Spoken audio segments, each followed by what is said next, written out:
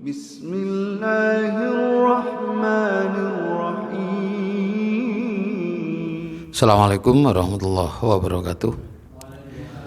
Bismillahirrahmanirrahim. Alhamdulillahilladzi fadla bani Adam bil ilmi wal amali ala jamil alam. Wassalatu wassalamu ala Muhammadin sayyidil arabi wal ajam wa ala alihi wa sahbihi ulumul hikam amma ba'du. Bapak-bapak, ibu-ibu, saudara-saudara jamaah Masjid Al-Mahmudah yang dirahmati Allah, hamdan wa syukron, mari kita panjatkan kehadirat Allah Subhanahu wa taala yang masih memberikan nikmat kepada kita berupa kesehatan dan iman sehingga mampu meningkatkan amal soleh kita, yaitu sholat maghrib secara berjamaah, kemudian masih mengikuti majelis taklim. Mudah-mudahan langkah kita ini akan mendapatkan ridho dan surganya Allah Subhanahu wa taala. Amin ya rabbal alamin. Pada 2 minggu yang lalu kita bahas harta yang berkah. Di harta yang berkah itu ditinjau dari 2 hal, dari mana dapatnya dan untuk apa. Ini harta yang berkah. Kalau dapatnya itu bagus dari jalan yang dibenarkan oleh Allah, kemudian dinafkahkan sesuai dengan yang dituntunkan oleh Allah Subhanahu wa taala, maka itu akan menjadi harta yang berkah. Hari ini kita akan bahas berinfak yang benar. Bagaimana cara berinfak yang benar? Sebelum itu saya akan menambah yang lalu ya, karena belum selesai yang lalu. Jadi saya ingin kembali sampaikan bahwa harta yang jadi milik kita itu adalah harta yang kita infakkan di jalan Allah ya. Di saat ada seorang hamba mengatakan hartaku, hartaku, salah satu harta kita adalah yang diinfakkan. Nah, ini yang harus dirubah mindset kita. Saya ilustrasikan misalnya saat kita bekerja di luar daerah misalnya. Kira-kira harta atau gaji yang kita peroleh banyak yang kita makan atau yang kita simpan untuk kita pulang. Nah, kalau orang yang berpikiran saya nanti akan pulang, saya ingin kalau sudah pulang ingin tidak akan kembali lagi ke sini gitu ya. Tentunya gaji yang dia peroleh akan banyak yang dia kirim atau dia simpan untuk persiapan saat pulang. Ini logikanya ya. Jadi kalau kita berpikir bahwa harta yang kita miliki, yang kita pegang sekarang, maka nanti akan menjadikan kita cara berpikir yang salah tentang harta itu gitu ya. Nah, mudah ilustrasinya. Saya sering gambarkan. Jadi kalau kita punya uang 50.000, uang 5.000 atau sama 500, nah, kita infakkan yang mana? Nah, kalau kita punya keluasan, apa yang 500 rupiah, nemen. Apa yang 5.000, nah, ini rada lumayan ya. Apa yang 50.000, nah, ini yang bisa ngukur adalah diri kita sendiri ya. Karena itu semakin orang makin banyak berpikirnya, oh berapa harta saya itu yang kita infakkan, maka saya yakin orang itu makin banyak menyisihkan untuk akhiratnya. Hadirin yang dimana Allah. Nah, harta, salah satu harta lagi, harta yang akan menjadi milik seseorang saat kembali kepada Allah. Misalnya dalam hadis rawahul Muslim ya. Saya ulangi di sini. Ada seorang laki-laki itu bertanya kepada Rasulullah SAW, inna abi mata, sesungguhnya ayahku telah mati, wa taraka mala, dan dia meninggalkan banyak harta, walam yusi, dan dia tidak berwasiat, dia tidak ada wasiat, dia tinggalkan harta banyak lalu meninggal tidak sempat berwasiat, ya. Fahal yukaffiru anhu an antasaddaqa anhu, katanya. Apakah, kata anak ini, yukaffiru anhu, akan mengampuni dosa-dosanya, an antasaddaqa anhu, apabila aku bersedekah dari harta peninggalan ayahku tadi, saya atas namakan orang tua saya. Maka kata Rasulullah, qala na'am. Nah, ini hadis rawahul Muslim, ya, hadisnya sahih. Ini kalau orang tua punya harta banyak terus meninggal, punya anak yang kayak gini, ini seneng, ya. Khawatirnya punya anak yang tidak seperti ini, susah. Dintekno dhewe gitu ya. Wis gak entuk apa wong tuane. Ya, ini. Dia anak ini berpikir luar biasa ini. Nah, jadi harta yang kita miliki kok tidak sempat kita berwasiat terus kita meninggal, dan anaknya bagus kemudian disodakokan atas nama kita, atas nama ayahnya atau orang tua yang meninggal, maka itu akan mengampuni dosa. Karena nggak ada orang yang tanpa dosa, kan nggak ada. Ini salah satu tambahan kita. Yang berikutnya dalam hadis Sahih Muslim juga, ini disampaikan oleh Pak Abdullah waktu itu, idza matal insan, apabila manusia itu meninggal, in qata anhu amaluhu, maka akan terputus amalnya illa min salasin. Nah, salah satunya shadaqatin jariyah. Ya. Jadi kalau meninggal terus kita sempat sebelum meninggal bersedekah, bisa ke masjid, bisa ke lembaga pendidikan atau ke yang lain-lain yang bermanfaat, ya, bisa dimanfaatkan secara umum, maka ini akan terus mengalir walaupun orangnya ini sudah dipanggil oleh Allah Subhanahu wa taala. Makanya mestinya cara berpikirnya. Saat ada orang minta sumbangan, orang yang ngasih uang itu yang berterima kasih, atau orang yang narik sumbangan yang berterima kasih? Kalau kita lihat dari sini, ya, misalnya ada orang minta sumbangan, orang yang ngasih sumbangan yang berterima kasih, atau yang minta sumbangan itu yang berterima kasih? Mestinya yang berterima kasih yang mana? Yang memberi sumbangan mestinya. Kenapa? Dia sudah titip. Ya, aku titip iki. Engkau tak cukup di akhirat iki. Jadi kalau orang cara berpikirnya benar, mesti ini yang berterima kasih, sampean sudah mau membawa sebagian dari harta saya yang nanti akan saya temui di akhirat. Nah, kalau mau ditarik ke sana, ya. Nah, jangan sampai kesempatan ini tiga hal ini, sedekah jariyah itu, karena sedekah jariyah itu dari kita sendiri. Tapi kalau sudah ilmu juga sama, ilmu yuntanfa juga sama, ilmu yunfat itu tergantung orang yang kita kasih. Kalau kita kasih terus tidak bermanfaat dan dimanfaatkan, ya nggak dapat kita. Atau waladin solih yadaulah, punya anak soleh yang mendoakan orang tua. Nek pas enak, bener ya enak, ya. Nah, kayak gini yang doakan orang tuanya. Nah, dari tiga hal ini yang paling memungkinkan yang kita bawa adalah sedekah jariyah. Karena dari diri kita, niatnya dari diri kita sendiri. Oke, lanjut. Kemudian di hadis riwayat Tirmidzi dikatakan, nah, harta sedekah itu kata Rasulullah SAW itu nanti dikembangkan oleh Allah.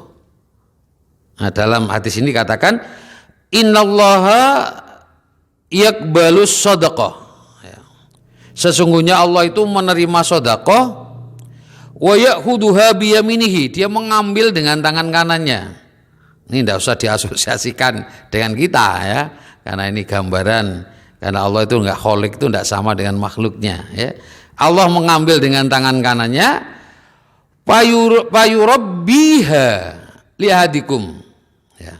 Lalu oleh Allah dikembangkan itu tadi, tidak dibiarkan.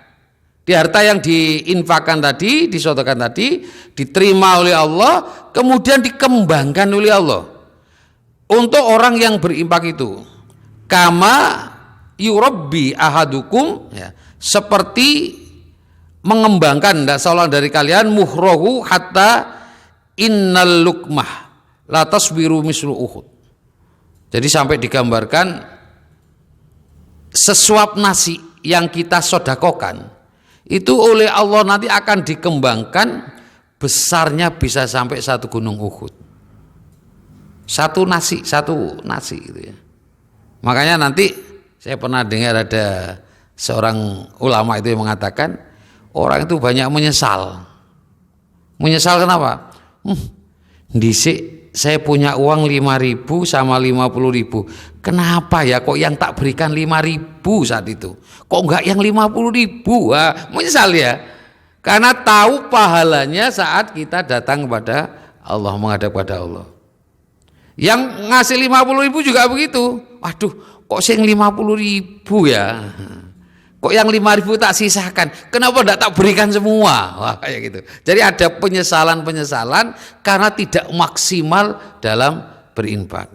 Karena nanti yang didapat dikembangkan oleh Allah Subhanahu wa taala.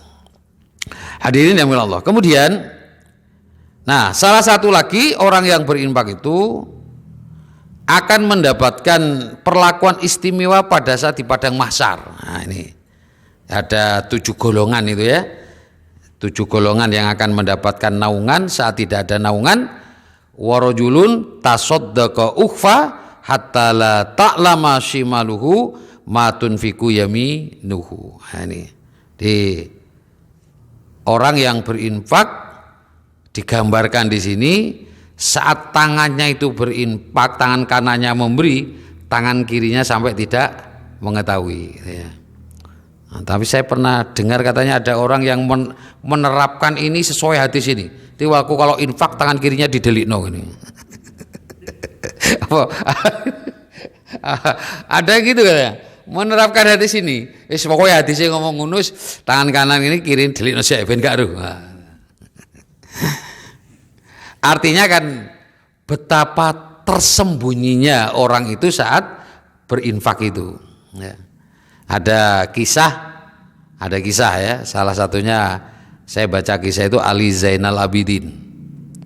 Di Ali Zainal Abidin itu begitu meninggal, di orang kaget saat memandikan karena di punggungnya itu ada bekas apa kayak orang mari mikul berat itu ya.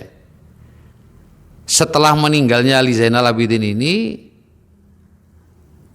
orang-orang miskin yang ada di sekitar itu biasanya kalau pagi itu mendapatkan ada makanan pokok yang di dekat rumahnya itu. Begitu meninggal nggak ada. Nah, sehingga dikatakan oh ternyata makanan-makanan pokok yang diberikan di setiap orang fakir di pintunya yang nggak tahu siapa yang ngasih ternyata Ali Zainal Abidin itu. Nah, gitu ya. Nah, ini yang dimaksud dengan orang yang bersedekah dengan tangan kanan, tangan kirinya tidak diketahui. Makanya dianjurkan kalau dia di ayat itu saat kita memberikan sesuatu kepada orang miskin itu lebih baik tersembunyi, tidak diketahui siapa yang memberi. Walaupun terang-terangan boleh ya, bukan dilarang. Tapi lebih baik orang yang kita beri itu tidak tahu. Kalau yang kita beri itu tahu, wah itu luar biasa nih ketemu awake dhewe. Beda itu, ya. Karena biasa beri itu beda perlakuannya. Nah, ini makanya biar nampak naturalnya, nah saat memberi biar tidak diketahui. Nah, ini orang yang seperti ini nanti akan mendapatkan naungan pada saat sudah tidak ada naungan di padang mahsyar. Nah, hadirin yang Allah. Ini kaitan dengan mengapa kita harus berinfak. Berinfak seperti ini dengan tadi ya sudah dimulai yang pertemuan 2 minggu yang lalu kita sampaikan ini gitu ya. Itu berat juga, tidak mudah kita. Kenapa kok nggak mudah? Ada tantangan di dalam diri kita, dari diri kita dan juga dari luar kita. Ya, yang pertama di surat Al-Imran ayat 14, Zuyyina linnas hubus syahawati minan nisa. Lah ini. Di sini kata Allah dijadikan indah pada pandangan mencintai atau manusia itu kecintaan kepada apa? Syahwat. Kepada syahwat. Syahwat kepada siapa? Yang pertama an-nisa, ini wanita. Laki-laki suka wanita, wanita suka laki-laki, ya. Kemudian wal banin, anak-anak. Wal qanatiril muqantharah, jelas ini dicinta terhadap harta benda yang banyak. Itu naluri sudah, nggak ada orang yang nggak seneng itu, ya. Nggak nemu saya orang yang nggak suka dikasih harta itu, nggak ada, mesti seneng, ya, mesti seneng. Maka kenapa? Memang nalurinya seperti itu. Zuyyina linnasi hubus syahwati minan nisa. Wal fiddah wal khailil musawwamata wal an'am wal hars. Kemudian ditekankan di sini dalika mataul hayatid dunya, ya. Semua itu kalau hanya dimanfaatkan di dunia, disalurkan di dunia saja, itu hanya kesenangan hidup di dunia. Wallahu indahu husnul ma'ab. Tapi dia tidak akan mendapatkan balasan di akhirat. Padahal balasan di sisi Allah itu adalah balasan yang tempat kembali yang terbaik. Itu pertama. Nah, saat orang mencintai harta yang bagaimana yang dia berbahaya, disebutkan di surat Al-Fajr ayat 20 itu, wa tuhibbunal mala hubban jamma. Ini yang bahaya. Di orang itu, kamu itu mencintai harta hubban jamma, kecintaan yang berlebihan. Karena saat orang cinta kepada harta itu sebagai kelebihan, maka akan muncul sikap berikutnya. Apa sikap berikutnya? Kikir. Ini disebutkan di surat Al-Isra ayat 100. Kullau antum tamlikuna huzaina rahmati rabbi. Katakanlah kalau seandainya kamu menguasai perbendaharaan rahmat Tuhanku, artinya dapat harta yang banyak, idal amsaktum wasyatal infak, niscaya perbendaharaan itu kamu tahan, kamu cekel, ya, kamu gegem dengan tanganmu, gitu ya. Karena takut membelanjakannya, takut dibelanjakan, takut intek. Gitu. Wa kanal insanu kuturo, dan adalah manusia itu sangat gigir. Ini penjelasan Allah. Di orang yang sudah mencintai berlebihan, maka nanti akan wujud dalam perilaku gigir. Nah, orang kikir ini sebenarnya tidak percaya terhadap janji Allah. Bapak, Allah merintahkan berinfak. Kalau berinfak akan diganti sampai 700 kali. Terus orang mau berinfak sih, engko mangan apa gitu. Misalnya. Berarti dia menyaksikan Allah enggak? Berarti orang berinfak itu membuat miskin. Kan gitu. Kalau mau berinfak terus takut misalnya. Padahal berinfak itu disuruh Allah. Yang punya rezeki itu Allah, gitu ya. Yang punya itu Allah. Allah itu nyuruh. Kalau kamu berinfak tak ganti nanti. Ya. Maka orang yang kikir itu sebenarnya orang yang lagi secara akidah dia tidak percaya kepada Allah, tidak yakin kepada Allah Subhanahu wa Ta'ala. Nah, itu yang dari diri kita. Kemudian dari luar diri kita di surat Al-Baqarah ayat 268. Asyaitonu yaidukumul fakro. Nah, ini setan menjanjikan atau menakut-nakuti kamu dengan kemiskinan. Ya. Nah, ini yang ditakut lagi. Ini dari dalam wisik cenenge ning dunya misalnya teko njopo ojo engko kon jatuh miskin. Paker itu bukan mesti miskin, ya paker itu ya. Ada yang gambarkan, seorang ulama gambarkan seperti Nabi Adam waktu di surga. Itu kurang apa? Semua dibolehkan oleh Allah. Tapi satu yang nggak boleh, jangan dekati pohon ini. Justru lewat ini setan itu mengatakan, Adam, kon gak duwe iki, sing lain wis duwe, tapi kon gak duwe iki kon. Maka dia merasa miskin dengan itu, fakernya di situ. Karena dia merasa miskin di situ, maka dia akan berusaha mencari itu. Kenapa? Karena paker, ditakut-takuti oleh setan. Sampai dikatakan oleh setan itu, oleh iblis itu, kalau kamu ini sebenarnya Allah nggak melarang kamu untuk makan ini. Kalau kamu makan ini, kamu nanti menjadi apa? Kamu tidak menjadi malaikat kekal di surga kan kalau makan. Maka kemudian Nabi Adam mau makan. Nah ini, dia menakut-nakuti. Mungkin orang itu kekayaannya banyak, ya, pengikutnya banyak, tapi dia tidak punya jabatan. Maka setan akan lewat ini, pakernya lewat ini. Kurang aku nih gak jadi jabatan, tidak punya jabatan aku. Ya aku suruh jabatan. Lah itu paker namanya. Semua ada, ya. Maka dia akan berusaha mendapatkan jabatan itu, baik caranya benar maupun caranya tidak benar, karena sudah menjadi paker tadi. Maka kita bisa tonton, bisa kita lihat, ya, orang saat sudah tidak punya kesempatan misalnya menjadi pimpinan berikutnya, dia akan berusaha tetap menjadi pimpinan. Itu namanya paker sudah. Dia udah takut-takut, kon gak jabat bahaya kon miskin kayak gini, harus jabat terus. Nah itu sebenarnya masuk as-syaitonu ya'idukumul faqra. Saya kemarin tuh rapat dengan teman-teman gitu ya. Nah, terus membicarakan donatur gitu. Nah, biasanya ada yang bawa kasih omplong bawa pulang.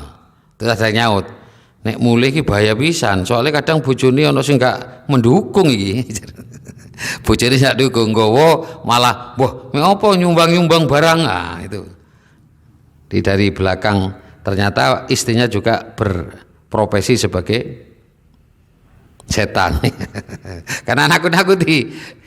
Jadi kalau suaminya mau berinfak kok istrinya ngelarang, as-syaitonu ya'idukumul faqra, maka langsung maca a'udzubillahi minasyaitonirrajim. Nah, sekarang padahal kata Allah itu nyampaikan di surat Ali Imran ayat 180. Harta yang dikikirkan itu kalau punya. Wala yahsabannalladzina yabkhuluna bima ataakumullahu min fadlihi wa khairul lakum, kata Allah. Sekali-kali janganlah orang-orang yang bakhil dengan harta yang Allah berikan kepada mereka dari karunia-Nya menyangka bahwa kebahilan itu baik bagi mereka. Karena merasa bahil gitu kan api. Kadang kan orang-orang itu wis anake wis sukses, sik mikir engko cucune piye. Nah, mikir cucune barang kan. Nek cucune wis mari, sik cicite barang dipikir gitu. Maka dia bal huwa syarrul lakum, kata Allah, bal huwa syarrul lakum. Sebenarnya kebahilan itu adalah buruk bagi mereka. Sayutawwafuna ma bakhilu bihi yaumal qiyamah. Harta yang mereka bahilkan itu akan dikalungkan kelak di lehernya di hari kiamat. Walillahi mirathus samawati wal ard, dan kepunyaan Allah segala warisan yang ada di langit dan di bumi. Wallahu bima ta'maluna khabir, dan Allah mengetahui apa yang kamu kerjakan. Loh ini. Jadi kalau harta yang kita infakkan di jalan Allah, saat kita kembali kepada Allah, harta itu akan kita nikmati. Tapi kalau kita punya kemampuan untuk berinfak, kemudian kita tidak berinfak karena rasa bail kita, ya, karena rasa bail kita, maka harta itu menjadi susah bagi kita. Kenapa? Karena kita harus membawa di kalungno. Nah, ini makin banyak harta yang dikikirkan, makin berat membawanya. Bukan dinikmati, tapi disengsarakan oleh hartanya. Ini di surat Ali Imran ayat 180. Kemudian di surat At-Taubah ayat 34-35. Walladzina yaknisuna ad-dhahaba wal fiddah, dan orang-orang yang menyimpan emas dan perak, wala yunfikunaha fi sabilillah, dan tidak menafkahkannya pada jalan Allah, fabasyirhum bi'adzabin alim, maka beritahulah atau sampaikan kabar gembira kepada mereka akan siksa yang pedih. Yauma yuhma 'alaiha fi nari jahannam, pada hari dipanaskan emas perak itu dalam neraka jahanam, fatukwa biha jibahuhum wa junubuhum wa duhuruhum, lalu dengan itu disetrika dari mereka lambung dan punggung mereka. Hada maka nastum li ambusikum, lalu dikatakan kepada mereka, inilah harta bendamu yang kamu simpan untuk dirimu sendiri. Falduku ma kuntum taknizun, maka rasakanlah sekarang akibat dari apa yang kamu simpan itu. Ini surat At-Taubah ayat 34-35. Di samping tadi dipakai ya jurung bawa dikalungkan, di surat At-Taubah lebih bahaya lagi ya, karena nanti harta itu akan dipanaskan kemudian menjadi bahan setrika ya. Kalau dulu orang yang hidup zaman dulu masuk giling, karena waktu setrika pakai areng, mana sisi gitu. Kalau sekarang kan nggak pakai areng, pakai listrik, garuh mana sini garuh. Beda. Ini gambarannya dulu, nanti dijadikan bahan bakarnya ya. Nah hadirin yang dimuliakan Allah, kemudian ini, nah infak itu harus kepada siapa? Nah ini ya, biar kita caranya benar. Kalau zakat jelas, zakat itu sudah 8 golongan kalau zakat, tidak bisa ditawar lagi. Tapi kalau infak itu bagaimana infaknya? Di surat Al-Baqarah ayat 215 ya, Al-Baqarah ayat 215. Yas'alunaka madza yunfikun, ya, mereka bertanya kepada kamu tentang apa yang harus mereka infakkan. Pertama yang tanyakan, kul, katakanlah Muhammad, ma anfaqtum min khairin, ya, apa yang kamu infakkan itu min khair, yang baik. Nah, yang baik pertama harus yang diberikan itu adalah apa saja yang baik.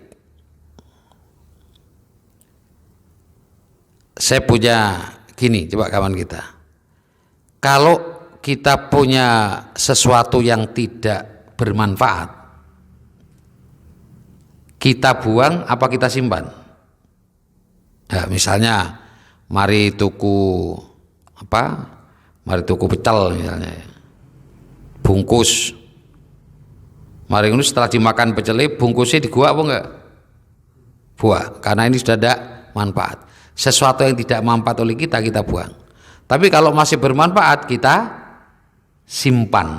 Nah,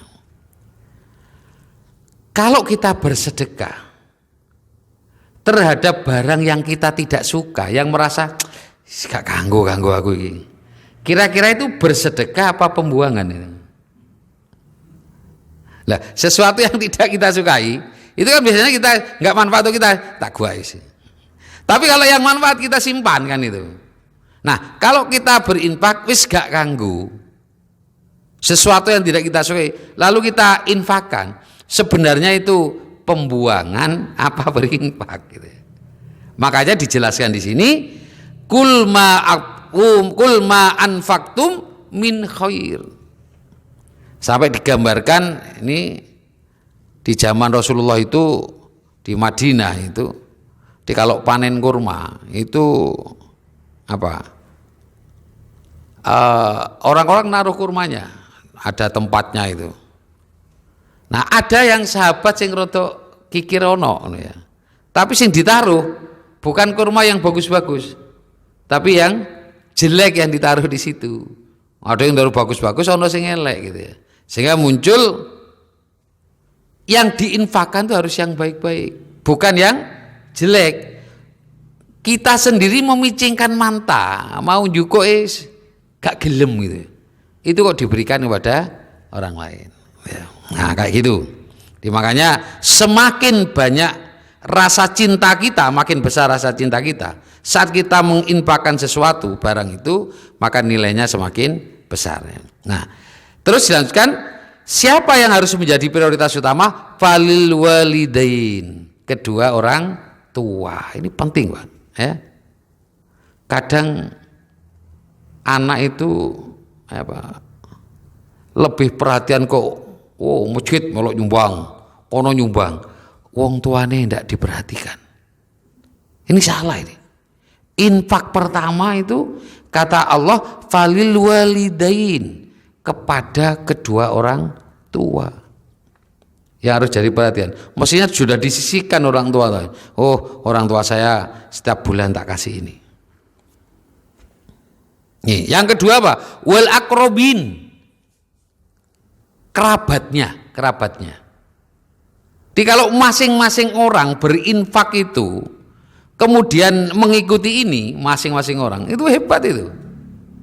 Nanti tidak ada, nanti masing-masing kan mempertanggungjawabkan terhadap orang tuanya, saudara-saudara keluarganya, itu menjadi tanggungan. Kalau yang punya kelebihan, sik dulurku, kita dulurku. Malah kadang sak duluran musuhan ya, mergo warisan. Kan ada gitu ya. Atau malah orang tuanya di mana itu? Orang tuanya malah dibunuh itu ya, gara-gara warisan itu. Padahal mestinya memberi itu orang tuanya menjadi yang pertama. Kalau dulu itu yang sampai heboh itu orang tuanya dibawa ke pengadilan. Gara-gara gara-gara harta ya. Karena nggak ngaji ini ya. Kalau ngaji surat Al-Baqarah ini enggak mestinya. 215 ini ya. Karena harus jadi perhatian. Keluarga kita, silakan keluarga kita paling dekat, siapa yang membutuhkan. Kemudian baru wal yatama, orang-orang anak-anak yatim, wal masakin, orang-orang miskin, wa bani sabil, orang yang dalam perjalanan. Wa ma taf'alu min khairin fa innallaha bihi alim. Apa saja yang kalian lakukan dari kebaikan al khair, fa innallaha bihi alim, sesungguhnya Allah itu Maha mengetahui. Lah hadirin yang dimuliakan Allah. Nah, kemudian saya akan lanjutkan.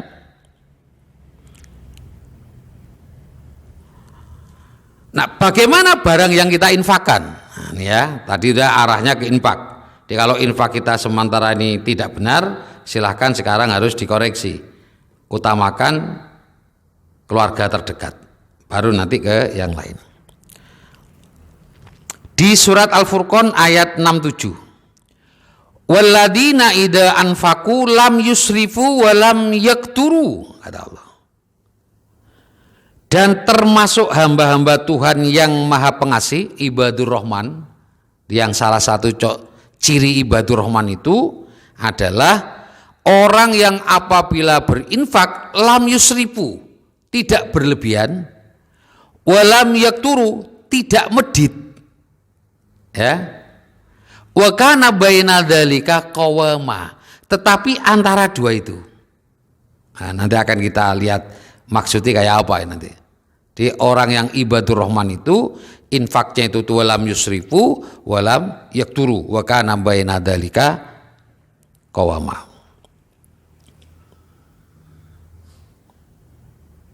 Nah, ada penjelasan tentang berapa yang diinfakkan. Ada hadis di saat Rasulullah SAW, ini pada peristiwa Jiwada gitu ya, Rasul itu menyambangi seorang sahabat yang sakit, Amr bin Sa'ad ya, dari ayahnya. Kemudian orang ini mengatakan, ya Rasulullah, balaghuni ma taro minal wajah. Wahai Rasul, keadaan saya semakin parah seperti yang telah Anda lihat saat ini. Wa ana dzu malin, sedangkan saya orang yang memiliki banyak harta.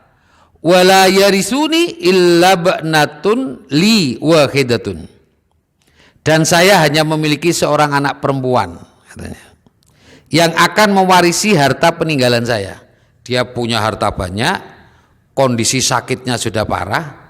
Saat Rasulullah datang, dia hanya punya anak satu perempuan, Kemudian kata orang ini, apa tasaddaqu bisulusai mali? Maka bolehkah saya menyedekahkan 2/3 dari harta saya? Nah, jadi dia langsung ngomong, ya Rasul 2/3 saya sedekahkan. Jadi kalau dia punya uang 3 juta, yang disedekahkan 2 juta. Nah, kalau nek uang duit 300 yang disedekahkan 200, gak berat Pak. Nek 200 sih gak berat. Agak naik 3 juta yang disedekahkan 2 juta, roto abot meneh gitu. Kalau 3 miliar, 2 miliar, ora abot meneh ya. Pokoknya malah soge, itu malah abot ya sih. Malah cerai. Apa kata Rasulullah SAW? Lah, jangan, kata Rasulullah. Di mau sodako 2/3 itu kata Rasulullah. Kola. Orang ini kemudian ngomong lagi, apa tasodako bisyatri? Apakah setengahnya? Ya apa kalau setengahnya? Kata Rasulullah, lah, jangan. Setengah juga nggak boleh. As-sulus was-suluh kathir. Ya. Tapi sedekahkanlah 1/3 saja, dan 1/3 pun sudah banyak, kata Rasulullah. Nah ini penting bagi kita ya. Di saat kondisi orang itu sudah tua, mau sodako, ini tidak ada terjadi apa-apa, itu maksimal itu 1/3, tidak banyak. Makanya saat orang mau sodako itu memang jangan sampai nunggu tua. Maksud saya punya teman Pak, di bapaknya itu sakit tidak sembuh-sembuh, didatang sampai istilahnya omong Jawa itu apa itu,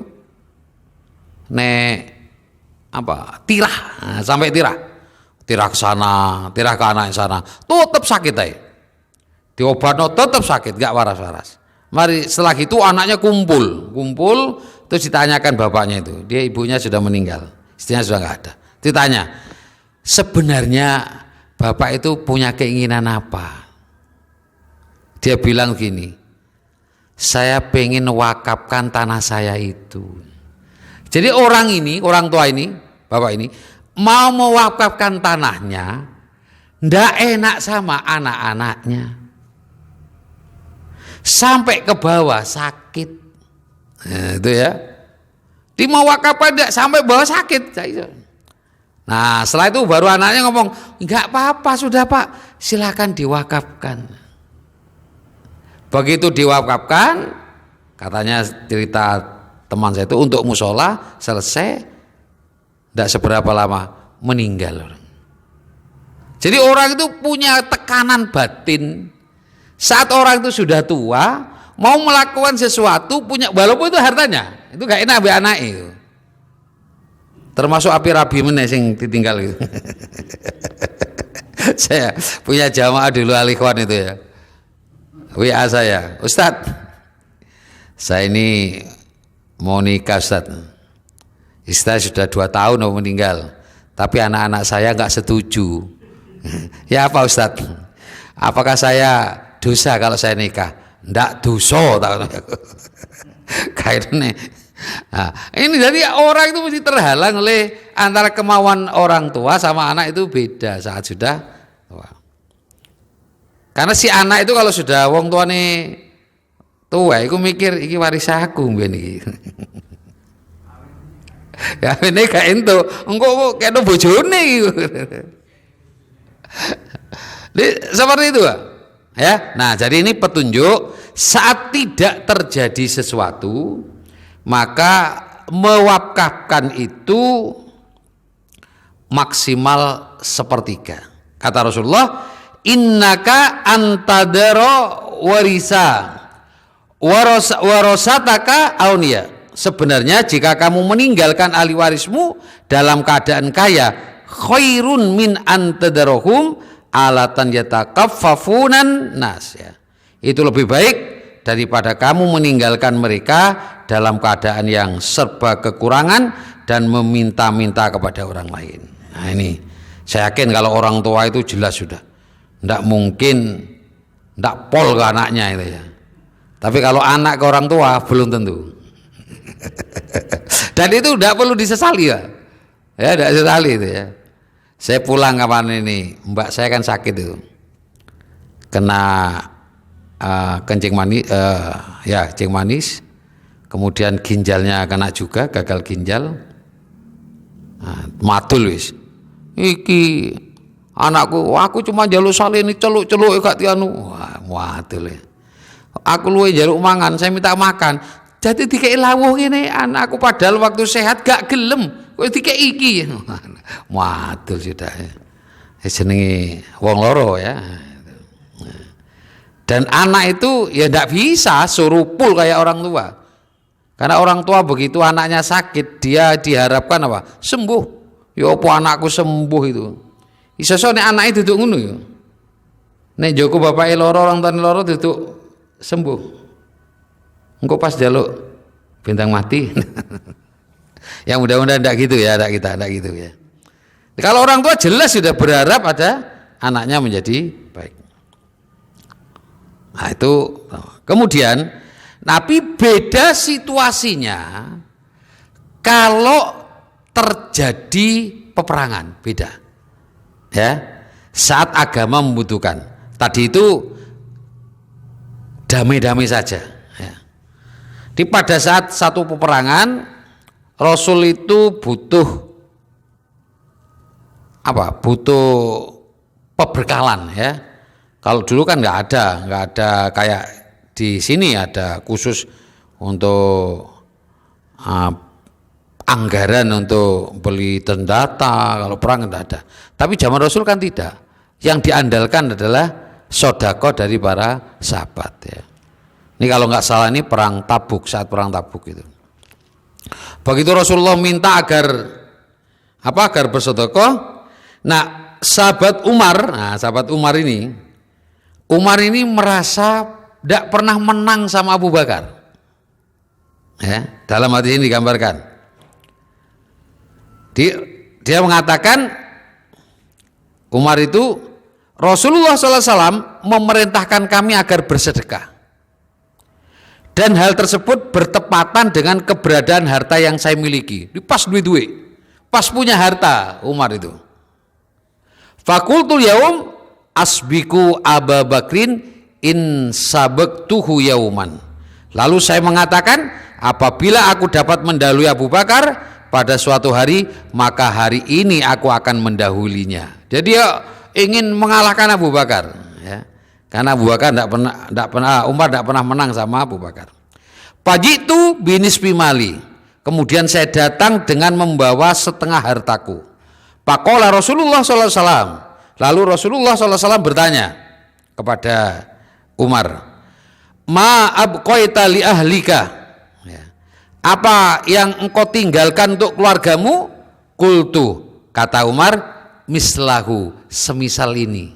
Disama, yang diinfakkan sama yang ditinggal untuk keluarganya sama. Berarti separuh uangnya yang dimiliki itu diberikan untuk perang. Misalnya dia punya uang 1 miliar 500.000 untuk biaya perang, 500 juta untuk biaya perang, 500 juta untuk keluarganya. Nah setelah Umar ditanya oleh Rasulullah seperti itu, lalu datanglah sahabat Abu Bakar. Dan Rasul tanya sama ya kepada sahabat Abu Bakar, ma abqaita li ahlika, wahai Abu Bakar, apakah yang kau tinggalkan untuk keluargamu? Qala, kata Abu Bakar, abqaitu lahumullaha wa rasulahu. Aku tinggalkan untuk keluargaku Allah dan Rasulnya. Berarti sahabat Abu Bakar semua uangnya yang ada pada saat itu dibawa disodakokan untuk biaya perang.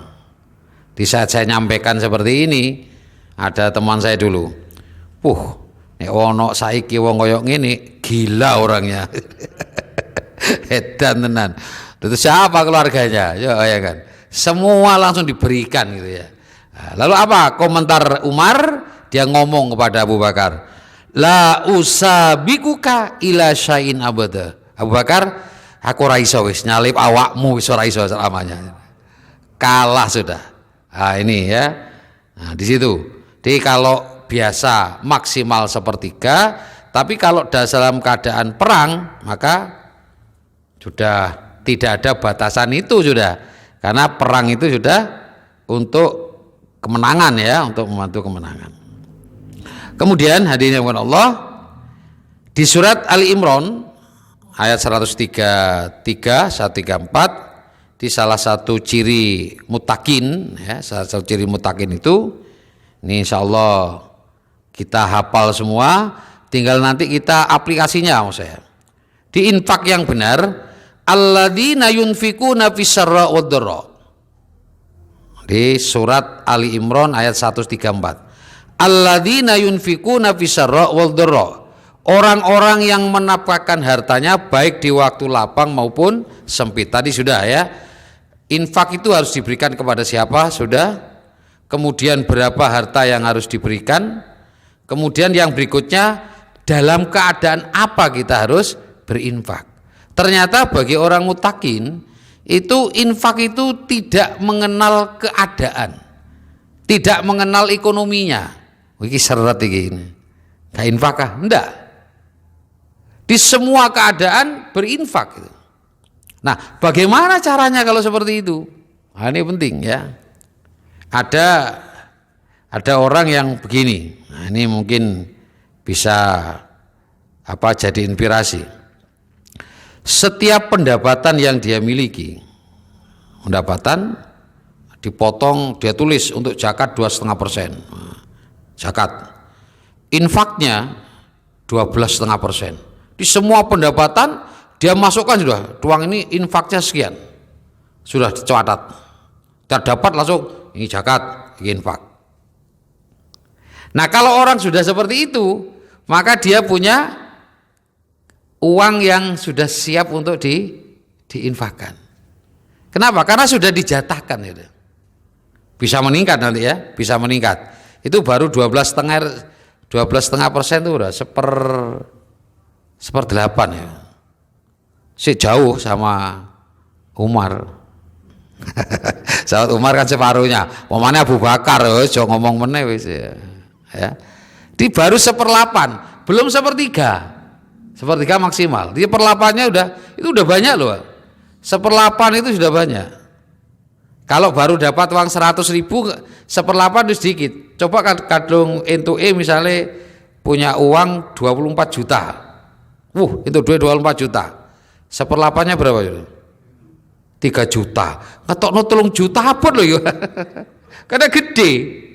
Kalau saya kecil-kecil ya gampang kan gitu. Tapi kalau udah besar itu mikir itu, Bang.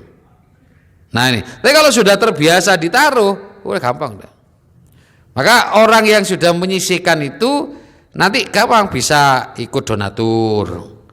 Donatur itu kan memaksa orang selalu tertib. Artinya keadaan sempit atau tidak, dia sudah tetap memberikan sumbangan donatur.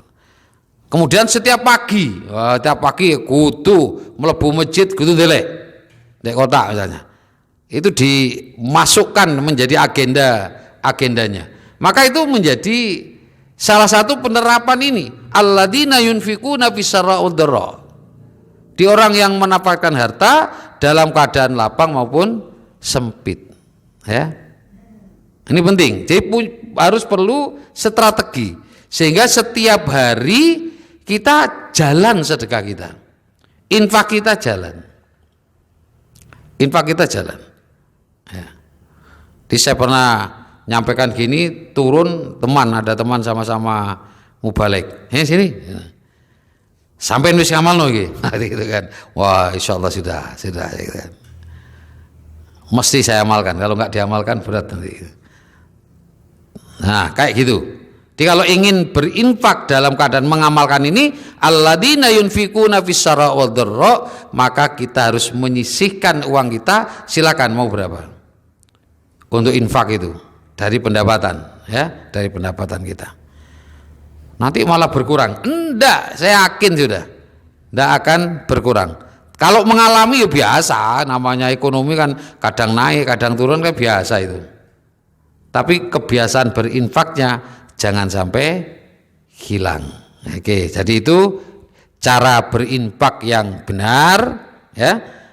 Saya tidak akan ngomong satunya lagi karena ada satu hadis, saya lihat ini sudah tua-tua semua yang datang oleh hadis itu begini. Ya Rasulullah, ayyus shadaqah abdul. Wahai Rasulullah, sedekah mana yang lebih utama? Kata Rasulullah, anta shadaqah wa anta shahihun harisun. Kamu bersedekah ketika kamu dalam keadaan sehat dan rakus. Rakus itu pengen sugih, pengen ngumpul no harta, justru itu yang tak bulul gia wa tahsyal faqra. Kamu berangan-angan jadi orang kaya dan takut menjadi fakir. Wala tumhil hatta idza balagot hulkum. Maka janganlah kamu menunda-nundanya sehingga ketika nyawamu berada di tenggorokanmu kamu baru mau bersedekah. Nah, jadi bersedekah itu yang berikutnya saat sokeh sehat. Nek wis wong loro bisa kan lain. Oh mandar waras yo sing 1 juta kena kono, kena yatim kono, iki lain sudah. Ngekno duit tapi pengin ono anune embel-embele. Apa ben waras. Ben waras. Nek gak loro, gak sampai dikatakan oleh Rasul seperti itu kan. Kemudian juga ada bersedekah itu khairus sadaqah makana an dhuhri goni wabda biman ta'ul. Jadi sebaik-baik sedekah ialah yang diambil dari sisa kebutuhan sendiri, dari sendiri ya. Dan mulailah memberi sedekah orang yang menjadi tanggunganmu. Tadi itu sudah kita sampaikan ya. Kemudian ada juga yang bersedekah itu pada saat masih muda. Itu yang terbaik. Karena pada saat muda itu orang sih pengen ngumpulno, cita-citane akeh. Ya. Nek wis tuwek kan ora wisan. Ono cita-cita anu kan ndak sudah. Ndak mikir ya. Ya, sudah ndak ke sana sudah ya. Tapi kalau masih muda dulu, wah, aku kudu duwe omah ngene. Aku kudu tuku ini masih muda. Tapi kalau sudah tua, saya Pak Jai gak mikir ngono wis saiki. Tapi ya apa supaya nanti meninggal dalam keadaan husnul khotimah, maksimal sudah untuk sanggup ke akhirat ya. Saya ulang, di cara berinfak yang benar, yang pertama tidak mengenal waktu. Berinfak itu menjadi kebutuhan kayak makan ya. Yang kedua, harta yang diinfakkan maksimal 1/3 dalam kondisi yang damai. Jadi kalau sudah perang lain ya, semua bisa diberikan. Terus yang berikutnya, sasaran berinfak harus orang tua kita, orang-orang dekat kita, baru nanti menyebar kepada anak yatim, orang miskin sekitar-sekitar. Tapi yang paling dekat ya di lingkungan kita. Itu cara berinfak yang dibenarkan. Saya kira itu yang bisa saya sampaikan. Mudah-mudahan menjadi ilmu, tambahan ilmu bagi kita, sekaligus akan meningkatkan amal soleh kita. Amin ya rabbal alamin.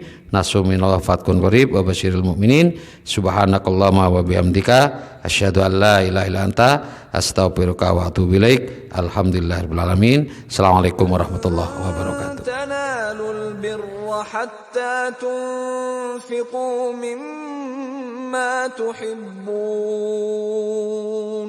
وما تنفقوا من شيء فإن الله به عليم